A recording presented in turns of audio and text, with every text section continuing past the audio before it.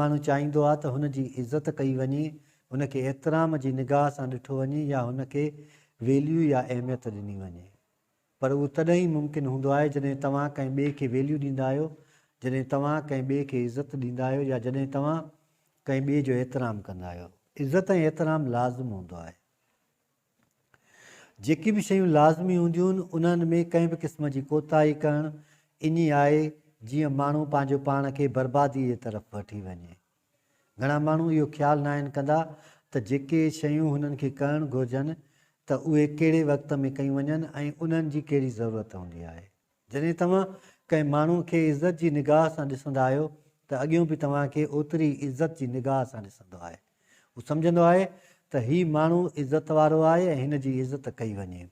कॾहिं कॾहिं ईअं बि थींदो आहे त माण्हू कंहिंखे जंहिंजी लेवल हूंदी आहे उनखां वधीक इज़त मिलंदी आहे त अॻियों माण्हूअ खां हज़म न थींदी आहे। या वरी कॾहिं कॾहिं ईअं बि थींदो आहे त जंहिंजी जेतिरी इज़त करणु घुरिजे आहे उनजी ओतिरी इज़त न कई वेंदी आहे। पोइ नतीजो इहो निकिरंदो आहे त माण्हू बैलेंस न रही सघंदो आहे। हर उहो इंसानु जेको ज़िंदगीअ में तवाज़ुन करणु ॼाणे थो उहो ई कामयाबु आहे।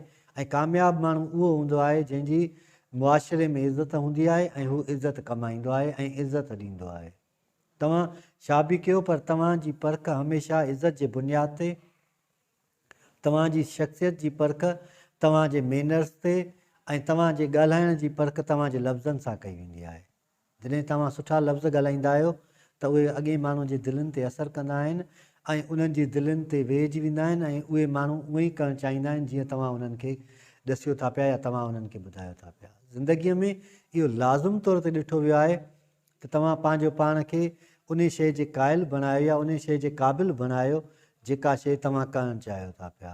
हर माण्हू अमल कहिड़ो बि करे पियो, कमु कहिड़ो बि करे, प्रोफेशन हुनजो कहिड़ो बि हुजे, पर इहो ॾिठो वियो आहे त उहो हमेशह इज़त जे लाइ ई कोशिशि कंदो आहे।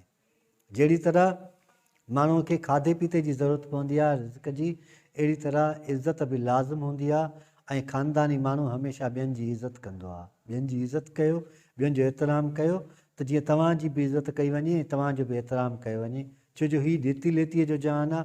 तव्हां जहिड़े नमूने सां ॿियनि जी इज़त कंदा आहियो ओड़े नमूने सां तव्हांजी इज़त कई वेंदी आहे। हूअं बि इज़त ऐं ज़िलत अलाह ताला जे हथ में हूंदी आहे।